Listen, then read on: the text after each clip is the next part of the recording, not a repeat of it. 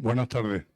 No voy a presentar a Antonio Cruz porque sería pretencioso. Todos los que estáis aquí porque sois conocedores de su categoría profesional, está clarísimo.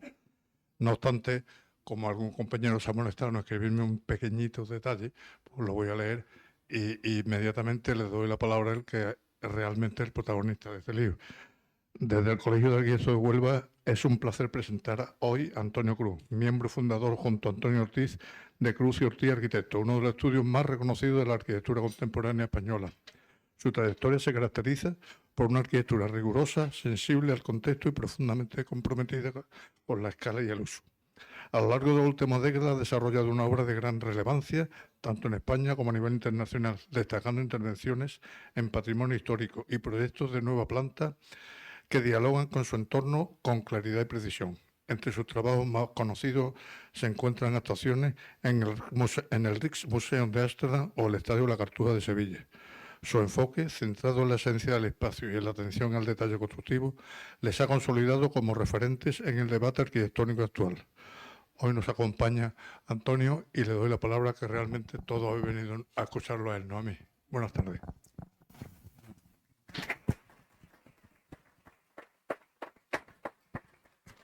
Bueno, buenas tardes. No, creo que se me oye, ¿no? Sí. Bueno, cuando uno da una charla en un sitio, en un lugar próximo, cuando uno da una charla casi en casa, pues entiendo que ya solo el gran tamaño que hemos hecho la estación de Santa Justa, el estadio del Atlético de Madrid, el Rijksmuseum, hemos hecho una muy grande, ¿no? Pero como ya decía, al estar próximo, pues estoy por supuesto que ya estas cosas son bien conocidas. Y cuando he dicho que estaba como en casa, yo tengo que deciros que yo he vivido en Huelva desde 2 o 3 meses después de nacer hasta los 10 años. Y después he conservado una ligazón con Huelva muy grande a lo largo de toda mi vida y especialmente con Punta Umbría. Es como un referente siempre para mí, ¿no? Y entonces, por aquello de pensar que ya las obras más importantes las conocíais, pues he pensado hacer una conferencia un poquito especial y hacer obras de pequeño formato. Bueno, algunas son de medio formato, pero ir a obras que quizás no son las más conocidas nuestras y en algunos casos ejemplos realmente de obras muy pequeñitas. Pero creo que en obras pequeñas a veces hay tanto contenido como en una gran obra, y que incluso obras de pequeño tamaño son luego, realizas una experimentación o unos descubrimientos formales que luego puedes aplicar en otras obras de mayor tamaño. A pesar de que he dicho que no, vamos a ver, ahora tengo que dar acá. Bien, ya estamos, ¿no? He dicho que iba a hablar de cosas más desconocidas, pero es inevitable un poco empezar hablando de la casa de doña María Coronel, que a buen seguro todos conocéis. Pero realmente esta es una casa, es una obra relativamente pequeña, es una edificación de 11 viviendas solamente en el casco histórico de Sevilla y que tenía un solar bien complicado, un solar con una forma, solamente la parte inferior, esos 16 metros, son fachada a la calle. El resto era un solar complejo y difícil, en el que a esta complejidad se unía esta ordenanza que había en Sevilla de que había que dejar el 25% del solar sin edificar. Esto estaba dando lugar en aquel momento a una serie de ejemplos no muy afortunados en los que este 25% o bien se usaba para abrir una prolongación de la calle haciendo un entrante que permitiera que todas las viviendas se entendieran como exteriores, lo cual venía a romper un poco la tersura de las alineaciones, o bien se dejaba al fondo de una manera más residual. Sin embargo, nosotros encontramos que este espacio libre bien podía ser el germen importante del proyecto y que podíamos hacer un patio muy específico, muy singular, muy cerrado, en el cual además el espacio se cierra absolutamente, es un espacio muy unitario, en el que no se reconoce nada de las complejidades del resto de la edificación. Había una tentación un poco de dejar alguna huella o algún atraso, especialmente sobre este punto. Aquí está escondida detrás de este muro, está escondida un ángulo de la medianera, como se podría ver en este punto, ¿no? Sin embargo, en lugar de hacer, digamos, explícito este problema, lo que hicimos fue prácticamente que ocultarlo, hacer que todo se convirtiera en un espacio único. Cuando uno al final está dentro de este espacio de esta obra, como ya digo, de tamaño pequeño, 11 viviendas, la verdad es que está absolutamente envuelto por ella. Esa es la gran virtud del patio. El patio es un elemento maravilloso de la arquitectura. Además, nosotros a lo largo de nuestra carrera hemos hecho muchos patios. A veces yo casi digo que nosotros somos buenos hacedores de patio, courtyard makers, si dijéramos en inglés, ¿no? Es decir, muchos patios. El tema del patio ha sido redundante en nuestra obra. En esta obra, aparte de lo que he explicado, hay este cierto carácter atemporal, no diría yo atemporal, que no se reconoce muy bien en qué momento está hecha, no es ya una obra del movimiento moderno, pues es una obra que puede confundirse con periodos pretéritos, y la presencia de la construcción que se hace muy patente y este cierto carácter atemporal es lo que creo que caracteriza esta obra. Aquí vemos otra imagen. En esta imagen el recorte solo del patio, como esto se iba estudiando en estos croquis, se delimitaban. Fijaros que en este croquis aún hay un ángulo en este punto.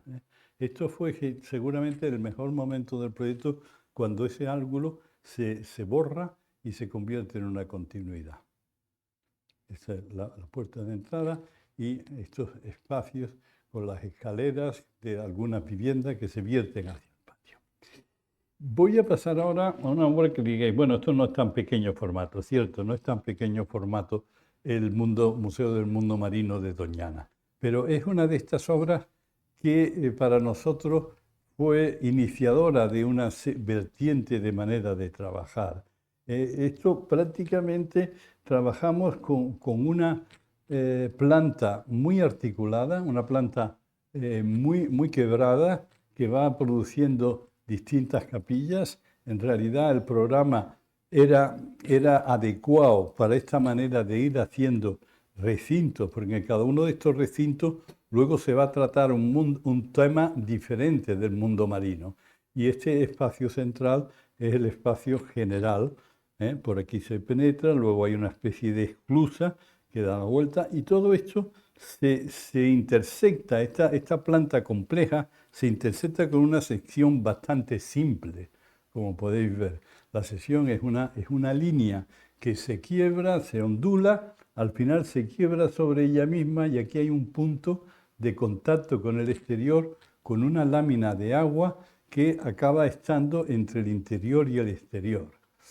Este es el efecto que finalmente esta intersección de una planta compleja con una sección relativamente simple, aunque inclinada, da lugar a estos dedos o estos cuerpos que se van hundiendo en las dunas. La fachada delantera es más lineal, es más simple, con una llamada de atención ahí en la izquierda con un porche de entrada, y desde ahí se pasa a este primer espacio. Es un espacio, y ahora los materiales van a ser consistentemente hormigón visto y estos forros de madera de teca, y un suelo también de madera, y un suelo que está inclinado. Todo el suelo del museo entero es un plano, pero no es un plano horizontal, sino un plano inclinado con una pendiente del 5%. ¿Esto qué es esto? Bueno, no sé, quizás sea una voluntad de recordar un poco el mar, de que el visitante sienta que sus pies no se mueven, pero bueno, pero hay una cierta inestabilidad en ese pequeño desnivel, y desde ahí pasamos a la nave principal, en la que están las reproducciones de cetáceos y esqueletos, esqueletos reales de cetáceos combinados con las reproducciones de estos mismos animales.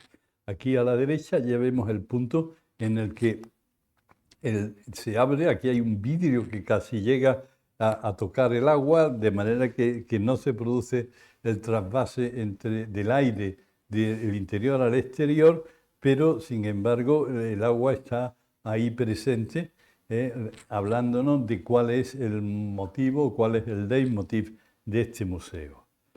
Aquí al exterior una lámina de agua, que es lo que recoge hacia acá. Bien. Este proyecto, que como os digo, va a ser germen de otros más. Ahora veremos cómo esta idea de las líneas quebradas, de la planta quebrada, va a dar lugar a otros proyectos nuestros, incluso algunos que no he traído hoy aquí, pero que algunos los conoceréis, que es el pabellón español en la feria, en la feria de Hannover del año 2000.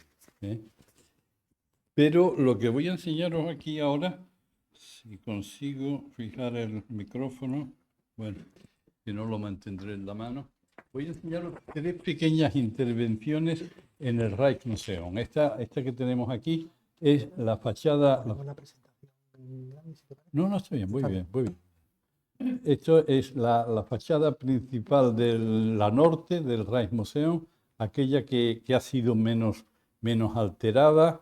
Todos conocéis cómo este edificio tiene esta característica de una calle que lo atraviesa. Realmente estos arcos son una calle pública, que es incluso propiedad del Ayuntamiento de Ámsterdam, pero como ya digo, quiero centrarme en 3 pequeños edificios. El primero es un pequeño pabellón que hicimos en este punto, que era el pabellón informativo. Era para informar, cuando todavía no se habían iniciado las obras, informar al público de qué era la transformación que íbamos a cometer. Y se hace basado en esta idea de hacer una planta quebrada y interceptarla, esta planta, con un techo inclinado. Y es lo que da lugar a este edificio, y ya lo veis ahí, como ese juego de planta quebrada y cubierta inclinada, él acaba produciendo la propia fachada. Es decir, la fachada se produce como consecuencia de la intersección de la planta quebrada con la sección inclinada. Es una cuestión muy simple. El Infocentrum estaba aquí y dentro pues había información sobre lo que íbamos a hacer, una serie de pantallas, una maqueta, etc. Y de ahí pasamos al pabellón de Asia.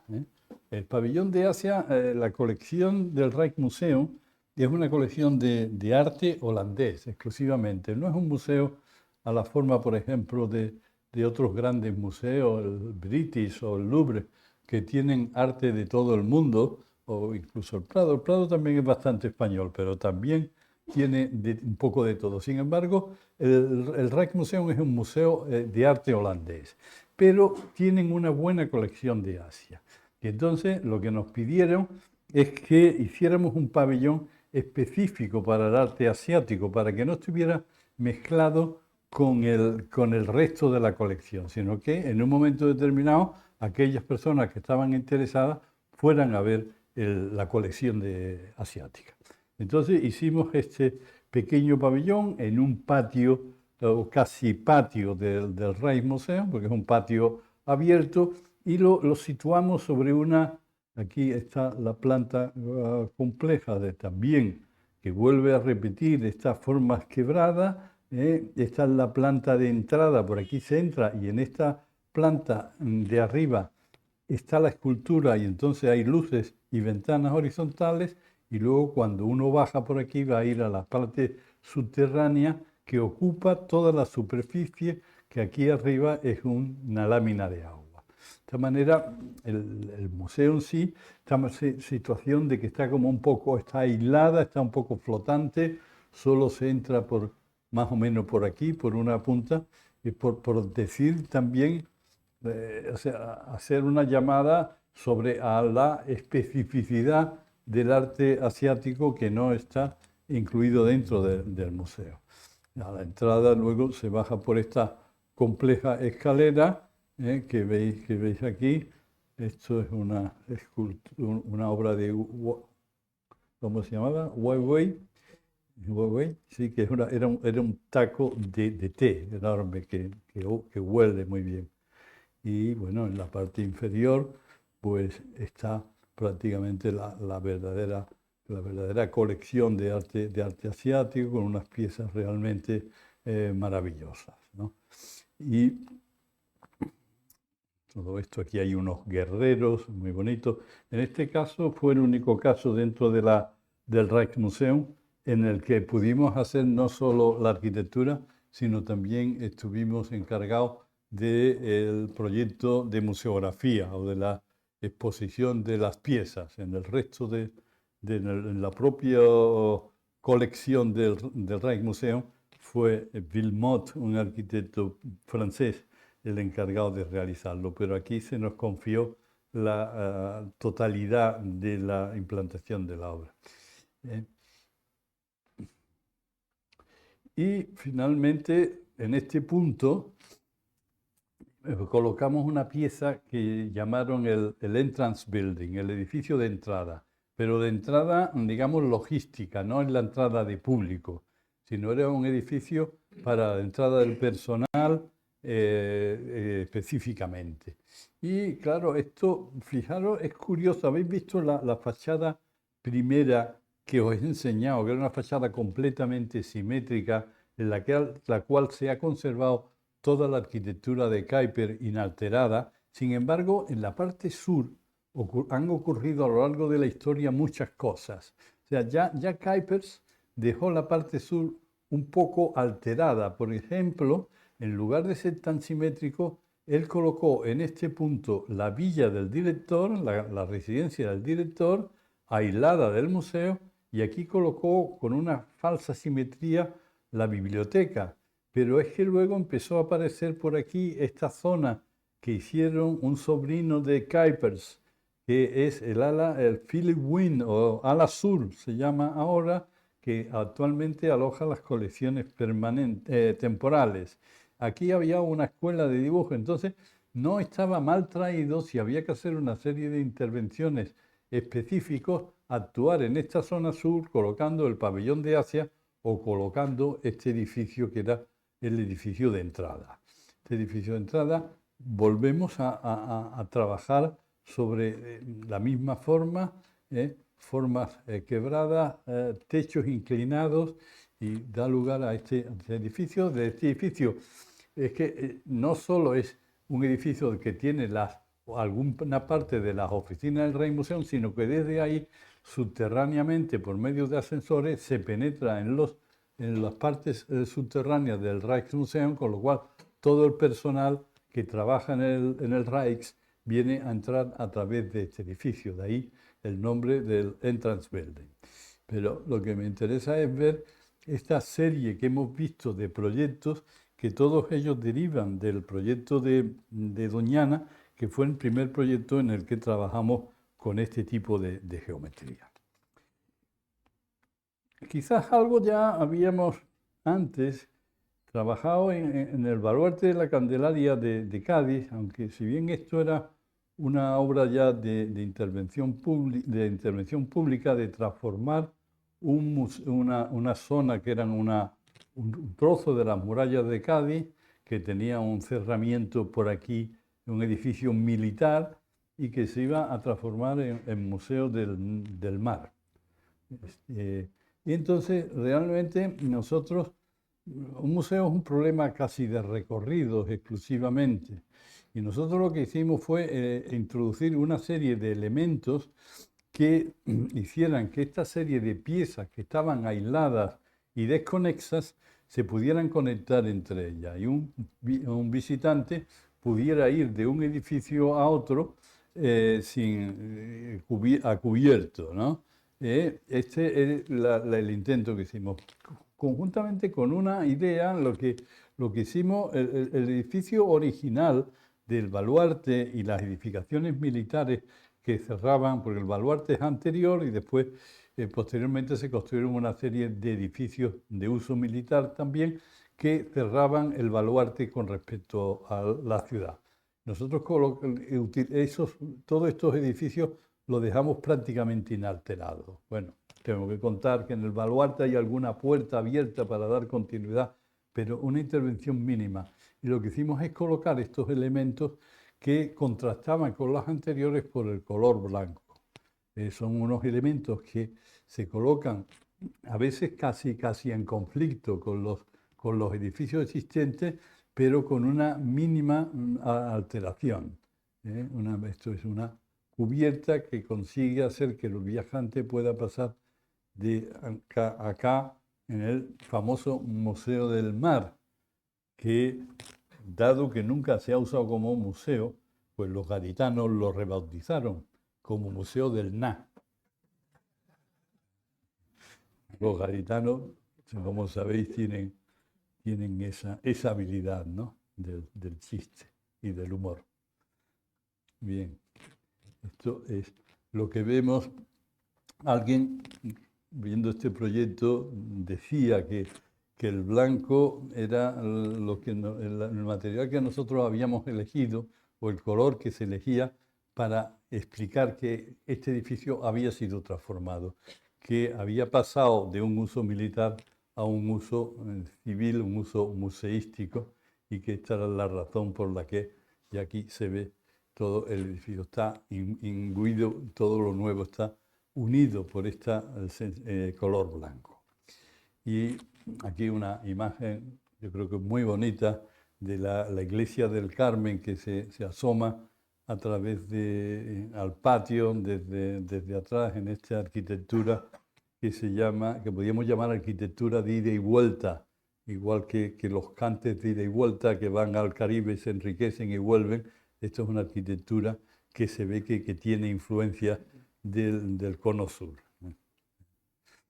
Y este es una reforma de un edificio decimonónico en Santander, propiedad del Banco de Santander, y que se nos pidió que lo transformáramos, ¿no? Era un edificio, bueno, por fuera es un poco también, va a pasar lo mismo, la parte exterior es una cuestión muy de oficio, de no meter la pata, de alterar lo menos. Hay algunas cosas, algunas alteraciones que han sido, se notan poco, pero son exitosas, como haber cambiado el color de la carpintería negra a un color más enlazado con el color de la piedra, y el edificio ha cogido una sensación un poco más agradable, no tenía. Pero fundamentalmente nosotros lo que hemos hecho es abrir un patio, un hueco central. Ahí existían como dos patios. No he traído una diapositiva que explique la situación inicial, pero realmente lo que teníamos es una entrada donde el patio de operaciones del banco estaba colocado aquí justo en el centro, pero tenía una cubierta, una vidriera bastante fea. Y lo que se ha hecho es hacer una unidad desde abajo hasta arriba. Se ha abierto hacia arriba, y este patio que estaba desconectado del patio de operaciones se ha conectado hasta arriba, e incluso hemos perforado hacia abajo, rescatando el sótano y haciendo una unidad de todo el conjunto. Esto da lugar, aquí estamos en la planta del sótano. Estas escaleras que ya veis ahí, por supuesto, son nuestras. Sin embargo, continúa estando presente esta arquitectura de columnas de fundición de la que tenía este espacio. Y hemos ido unificando, y conforme va uno para arriba, la presencia de este patio de luces ha conseguido que cualquiera de estos espacios sean unos espacios muy unitarios. También Esto para el banco era un deseo, es decir, ellos querían hacer aquí un ejemplo de darle a sus clientes una oportunidad de usar el edificio.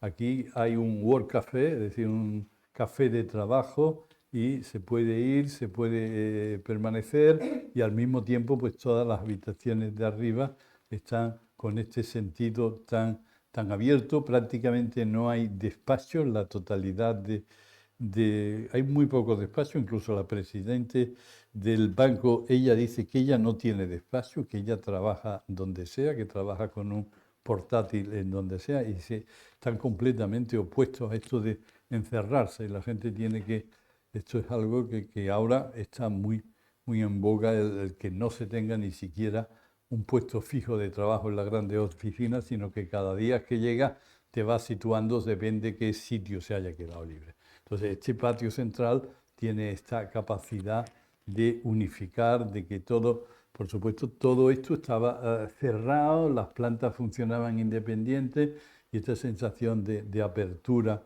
y de hasta llegar a la planta alta, donde ya es la zona más lúdica. Aquí el Rijksmuseum nos ha prestado estos elementos que ya hicimos allí y que también nos pareció oportuno traerlos hasta llegar a esta sala de junta colocada sobre esta terraza tan hermosa que domina el paisaje de Santander y se ve el mar. Bueno, no sé si voy demasiado deprisa o vamos bien. También, ahora, también en cierta manera con el Banco de Santander, aunque no exactamente, esto es, ahora diré qué relación tiene. El proyecto anterior fue un objeto de un concurso que no ganamos, pero bueno, quedamos segundo. Y entonces, como había dos proyectos, uno más importante, que es el típico, el Banco de Santander, que todos conocéis, con ese enorme arco que se pasa, ahí lo está haciendo Chipperfield, pero también a nosotros, pues, en consolación nos dieron el proyecto que habéis visto antes y están muy contentos de habernos dado ese segundo premio. Y después aquí también fue otro concurso, también no es el Banco Santander, pero claro, es la Fundación Musical la Reina Sofía, que es una fundación cuya alma y gestora es Paloma O'Shea, es decir, la viuda del último jerarca de la compañía y es quien sponsoriza esto. Aquí también hubo otro concurso, también estuvo David Chipperfield y no tuvo la suerte en este. Entonces, esto es lo que actualmente es la Escuela de Música Reina Sofía. La Escuela de Música Reina Sofía es una escuela para posgraduados, o sea, es una escuela en la que vienen gente que, por supuesto, ha acabado el conservatorio entero y son espléndidos músicos de todo el mundo que compiten para ser acogidos porque vienen aquí durante un año, durante 2 años, tienen unos profesores excepcionales, no pagan nada, es decir, es un destino muy buscado por los jóvenes músicos.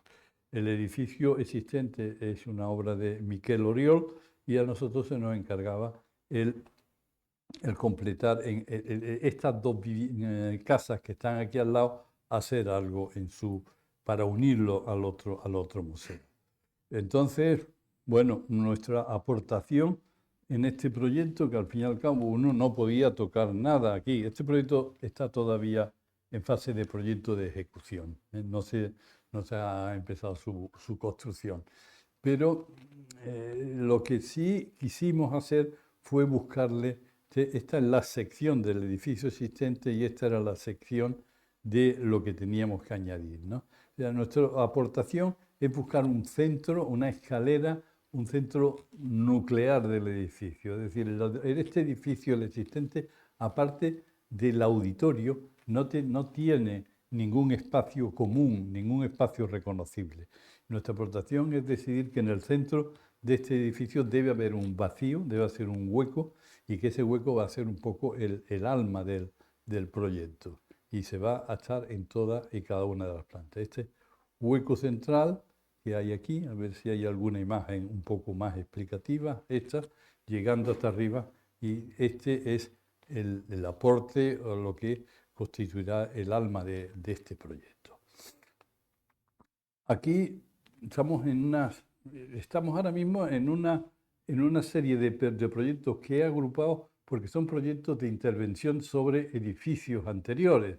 Si os dais cuenta, venimos de ver la intervención en Santander, en el edificio de la calle Rubén Darío. Después hemos visto la intervención en los edificios estos de Madrid para la Escuela de Música, y aquí estamos estamos en Sabadell, Barcelona, con una intervención en una antigua fábrica de tejidos.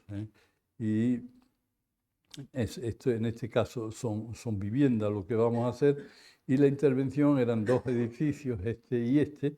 Prácticamente es la creación de este espacio central, es decir, el edificio que habéis visto con esta cubierta a dos aguas que veíamos antes, lo vamos a partir creando un gran espacio central de entrada y relación al que van a verterse todas las unidades de habitación, las distintas viviendas. Esto es el leitmotiv de este proyecto, este espacio que agrupa un poco en una especie de corral de vecinos, es decir, son viviendas pequeñas, viviendas también que se supone de corta estancia y con un sentido mucho de interrelación entre los habitantes que vengan a vivir en esta residencia. Y el centro este espacio central con luz cenital, con la escalera que va uniendo. Bien.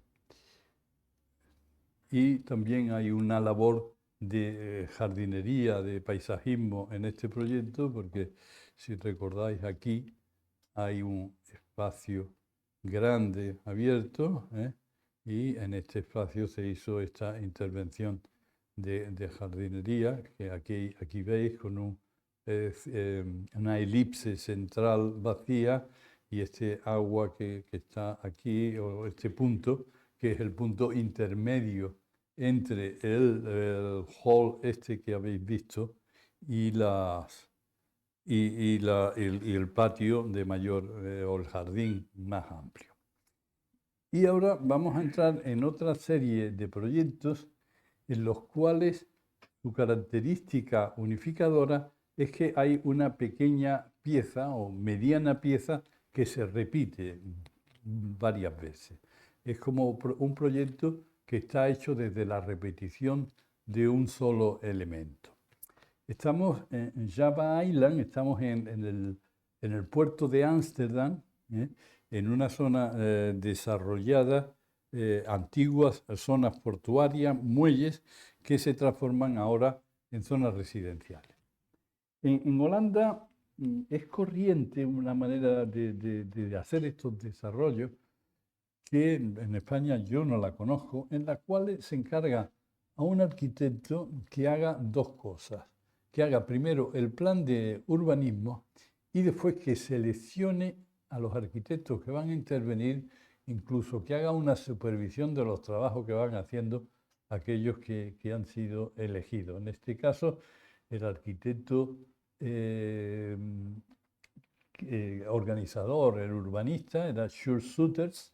Es un arquitecto quizás no conocido en España, pero que en Holanda es un personaje importante. Entonces, Sjoerd lo que decidió es que loteó todo el proyecto en unos lotes, me parece que tenían 27 metros de fachada cada ellos, y fue mezclando arquitectos. O sea, él no nos colocó juntos, sino que nos mezcló a lo largo. Por eso veis aquí cuáles son nuestros encargos. Nuestros encargos eran cada uno de estos pequeños de esos. Incluso, entonces, nosotros estudiamos una pequeña piezas. La verdad es que nosotros no fuimos muy disciplinados con lo que Jules quería, porque él quería que todos los arquitectos, cada uno, hiciéramos distintas fachadas. Los arquitectos holandeses eso lo ven natural, parece que les sobran las ideas o que son un poco frívolos con las ideas, también se podría criticar, y no se oponen a eso. Dicen, bueno, pues, ¿qué quieres? 4 fachadas, pues 4 fachadas. Incluso llegaban y decían, mira, esta es la mía, pero esta es de un joven que tengo allí, tal y cual, ¿no? Son gente como son los holandeses, así un poco juguetones siempre, ¿no? Entonces, bueno, teníamos una serie de obligaciones, como esta parte de atrás en la planta, que habría que dejarla siempre. Teníamos que trabajar con el sistema de ¿cómo se llama?, de túneles, de hormigón, 540, 540, 540 por 5 es lo que da la dimensión total del edificio. Esto era una obligación, pero nosotros lo que hicimos fue trabajar siempre prácticamente con un mismo edificio. Cogimos este motivo en el cual la escalera se colocaba en fachada y además, peleándonos con la normativa holandesa, conseguimos hacer una sola escalera cuando ellos siempre tienen que hacer 2 escaleras por cuestión de incendio. Pero allí encontramos una manera en que la escalera, si se accede desde un espacio exterior, pues... Entonces, este gesto de subir la escalera, bajar, dejar una línea vertical que era una terraza por la que se entraba la escalera, se va repitiendo y vamos repitiendo a lo largo de todo el proyecto, vamos repitiendo el mismo elemento. De manera que cuando uno visita el edificio, de cuando vez o de vez en cuando encuentra una obra que es la misma que se va repitiendo. Bueno, a nosotros eso nos gustaba y también nos ahorraba trabajo, no hay que ocultarlo, ¿no? En cambio, puede que este edificio sea del mismo arquitecto que este negro. Ellos eso no les causa problema. Para nosotros este gesto vertical, con esta sombra fuerte, este punteado, esto es lo que nos gustaba y nos interesaba de este proyecto repetitivo, ¿no? Que va colocándose en distintas posiciones, unas veces más alto, otras veces más bajo. Aquí lo vemos, repetido. Nos parece que este efecto de ir encontrando el mismo edificio una y otra vez también tiene su valor, ¿no? Y esto que vamos a ver aquí, pues también es otro edificio de unidades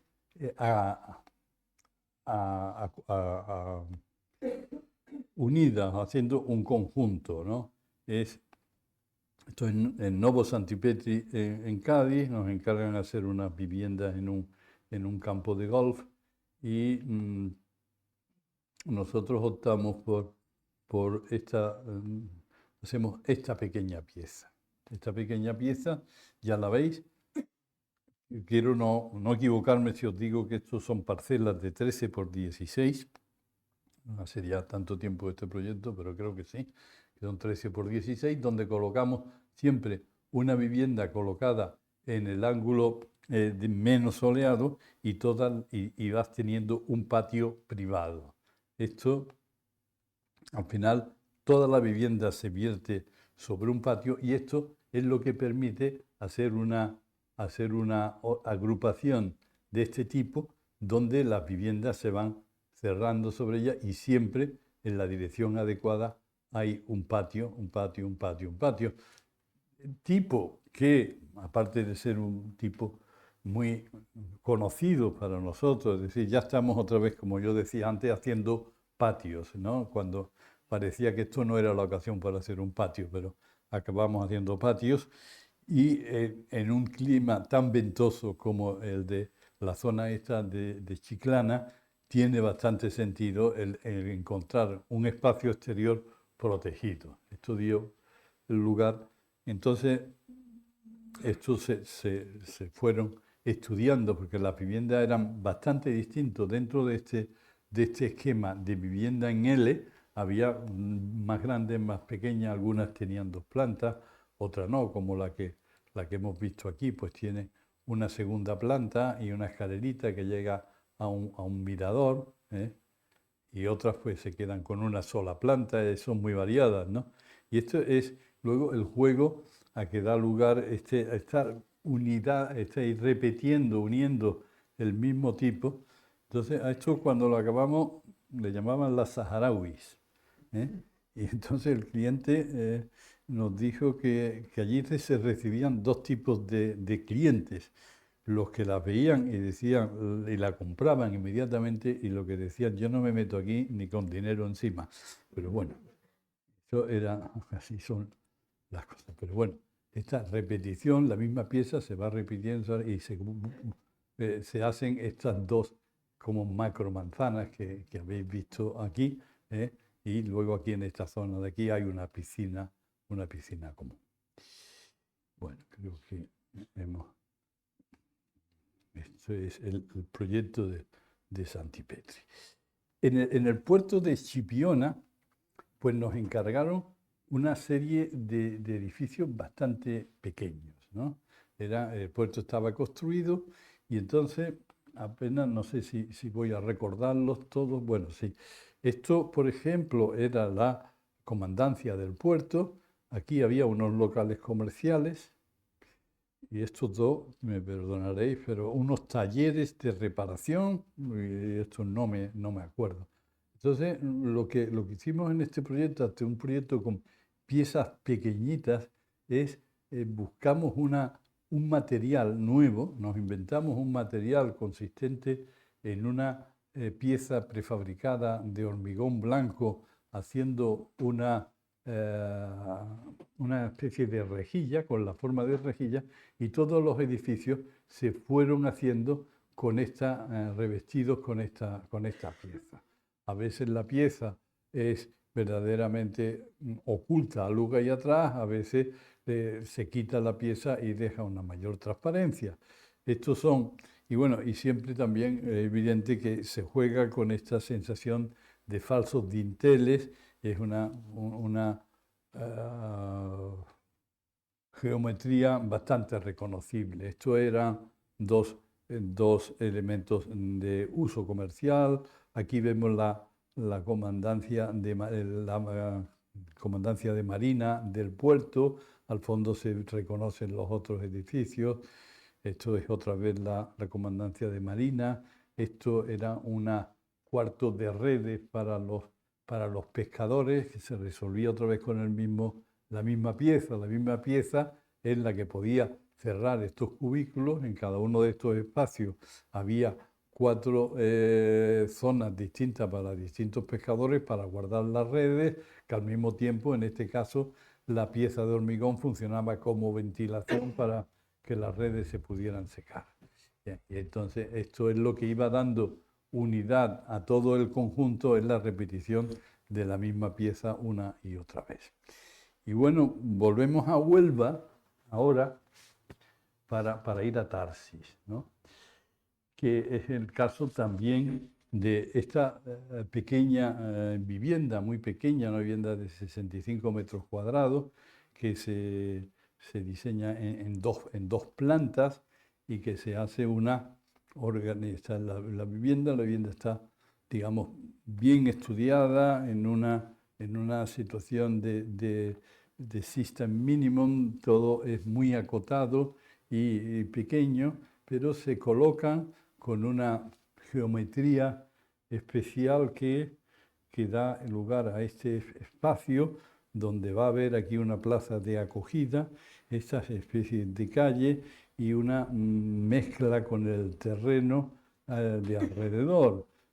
Pero el deseo es este estudio de esta pieza cuidadosamente, con el techo de chapa, y se van utilizando los toques de color rojo, y las tapias se hacen con una piedra del lugar, y va dando lugar a estos distintos elementos: la entrada, la iluminación de la escalera, un pequeño garaje en esta zona, y la pieza se va constituyendo y constituye todos estos espacios.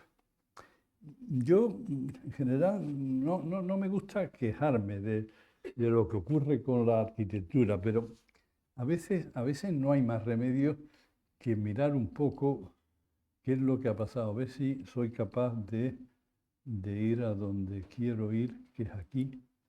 Y ahora estoy en Tarsis ahora.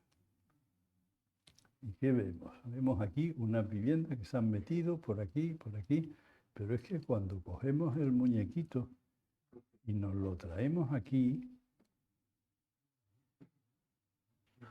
es que verdaderamente el resultado es penoso, ¿no? O sea, es realmente, o sea, lo que se ha hecho con esta obra, ¿eh? Y aquí han intervenido no solo los propietarios, que tienen bastante imaginación, desde luego, pero también la entidad pública les ha cambiado el techo porque se quejarían, no les parecería. De luego también hay aquí alguien que ha metido otras viviendas, esto es un arquitecto, pero realmente es que es, a ver si podemos ver algo, bueno, no os podéis imaginar, y ya lo que hay en estas calles, ¿eh?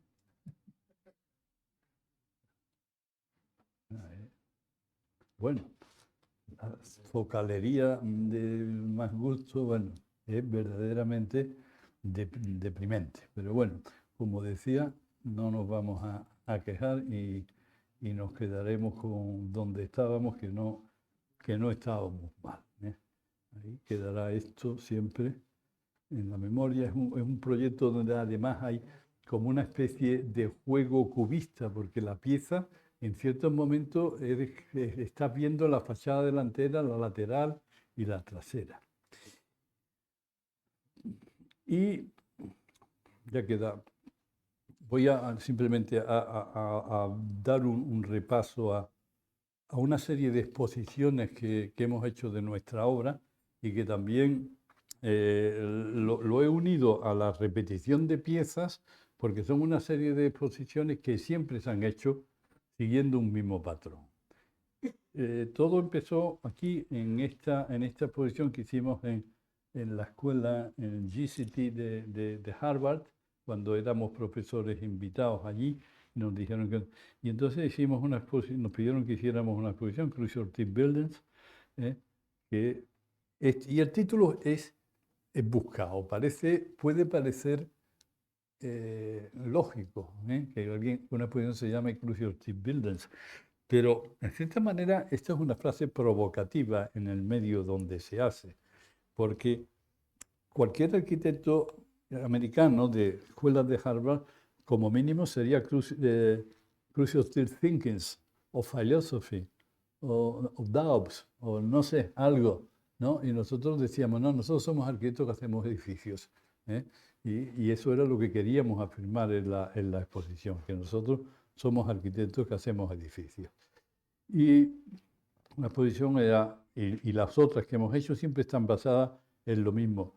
Maquetas de tamaño muy pequeño, algunos dibujos originales nuestros y reproducciones de planos puestos sobre estos tableros horizontales. Con este esquema hemos ido interviniendo, esto también sigue siendo la exposición de Harvard.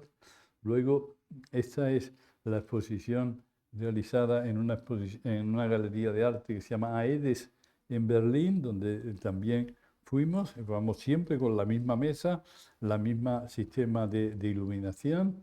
Esto esta es bonita, esta es en Sevilla, en la convento de allí de la calle San José, donde habría estado a veces porque se han dado muchas conferencias de arquitectura aquí.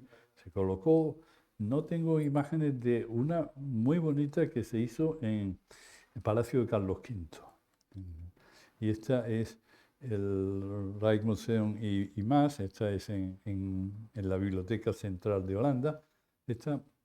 Tuvimos menos dinero y no nos dejaron hacer estas mesas tan bonitas. Y aquí, el principio era lo mismo, pero teníamos menos dinero. Este es el ambiente de la exposición. Y después, por fin, también en el ICO, en Madrid, hicimos una exposición grande en la que volvimos a hacer muy grande, volvimos a repetir este mismo juego de las grandísimas mesas. Estas eran unas mesas larguísimas. Aquí introdujimos 3 grandes fotografías de este fotógrafo y artista y amigo que es José Manuel Ballester, y nos hizo una foto muy grande. Y este es el ambiente, lógicamente, del día de la exposición. Luego las exposiciones, desgraciadamente, no tienen tanto público. Y ya por último voy a explicar seguramente la pieza más pequeñita. La pieza más pequeñita también está en Huelva, porque yo no sé por qué acabo cayendo en Huelva. Esto es en Tufre. O sea, pero vaya, que caí en Huelva o caímos en Huelva por 50 metros. Es decir, íbamos por un camino larguísimo de tierra y al final una finca en la que estábamos en Huelva. Entonces, este es un proyecto en el que había una pequeña zahurda de ganado que ocupaba esta zona de aquí. Aquí tenía una zona cubierta con un tejado a 2 aguas, esto era un patio y esto no era nada. Esto no era nada, esto es una ampliación que hicimos. Entonces, la forma se conserva, el muro con la cubierta a 2 aguas, el patio se cierra, aquí se pone un paso y luego aquí se hace una anexión con 2 dormitorios más y un garaje que al final es un almacén, lógicamente, ¿no? Y en esto, este hueco que atraviesa la casa es el punto bueno. También la casa la atraviesa la vista porque, claro, al coger esta forma que era un poco obligada porque estábamos haciendo la transformación de una edificación existente en piedra, y colocarle un techo muy plano, dejando una ventana alta y unas ventanas bajas. También aparece esta sensación de transparencia y de ventana abierta. Y esta vista es muy bonita porque aquí viene la ribera de Huelva, esta, que viene y parece que aquí no se ve bien, parece que va a atravesar la casa. Hicimos este porche con que la atravesaba. Y alguna foto más del interior con esta ventana corrida y esta ventana practicable. Y con esta última foto os dejo y os doy las gracias por vuestra atención.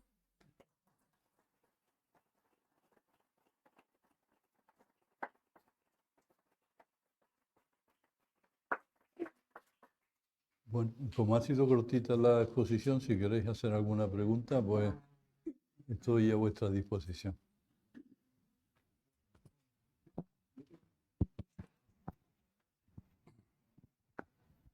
Hola, buenas. Soy Raúl, gracias por la conferencia. Quería hacer una pregunta de algo que creo que no ha incidido demasiado, que creo que es una constante en vuestra obra, para ver si podías hablar de lo que significa para ustedes el misterio, la sorpresa o tal vez un cierto punto de erotismo en descubrir los edificios en varios tiempos o dejarlo mejor para el final, o no sé, si puedes hablar algo sobre eso. Es un tema difícil de hablar, pero recuerdo hace muchísimo tiempo que fui a dar una conferencia a Madrid a un colegio mayor, y entonces al acabar la conferencia, pues Francisco de Asís Cabrero, que supongo que lo conocéis, se vino para mí y me dijo: Antonio, y con el misterio, ¿qué podemos hacer? ¿No? Yo no supe qué contestarle, ¿no? Ahora, cuando tú me has mencionado esos temas, lo que me ha llegado más de cerca es esa cosa del tiempo que se tarda en descubrir una obra, ¿no? Es decir, que sí, que nosotros concebimos las obras como un paseo arquitectónico en el que tienes no suelen ser obras estáticas, ¿no? No suelen ser obras que tengan, bueno, algunas de las obras que hemos visto hoy, sí, por su propia naturaleza, al ser pequeñas, son más de una sola visión, pero normalmente buscamos que haya un proceso de descubrimiento, ¿no? En la estación de Santa Justa, pues, por ejemplo, eso es bastante evidente, como es una obra que desde una entrada con una gran marquesina se pasa luego a través de unos túneles a un primer hall de pasajeros, luego a un segundo hall de trenes, luego a las naves de recorrido, y eso es verdad que está presente en nuestra manera de hacer la arquitectura. Y también, bueno, el misterio en nosotros quizás pueda estar en una falta de, no nos gustan que las cosas sean excesivamente claras, ¿no? Nos gusta más una actitud un poco más difícil de entender a veces, ¿no? De permanecer en un cierto grado de silencio, ¿no? Eso sí, creo que está en nuestra obra, pero bueno, no. También es verdad que a nosotros una frase que nos gusta mucho decir es que los edificios deben hablar por ellos mismos. Nosotros creemos que no, los arquitectos debemos estar un poco fuera de la explicación de las obras, aunque cuando se viene a dar una conferencia, pues no hay más remedio que llenar el acto con explicaciones, pero la frase que nos gusta es que el edificio se debe explicar por el mismo, debe ser el mismo edificio el que te transmita. Si el edificio no transmite, pues de poco sirve que el arquitecto diga, yo aquí he querido ser expresionista.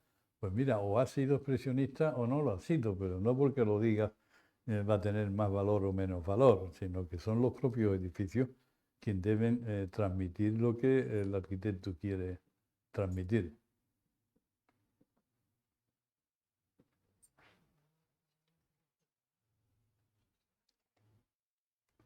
¿Qué más? ¿Quieres? Bueno, Yo sí, no, que no sé si es copa de vino o pero es para que cantemos un ratillo en la compañía de Antonio Cruz y cuando queráis podéis pasar a disfrutar de pequeño copa de vino. Sí, sí.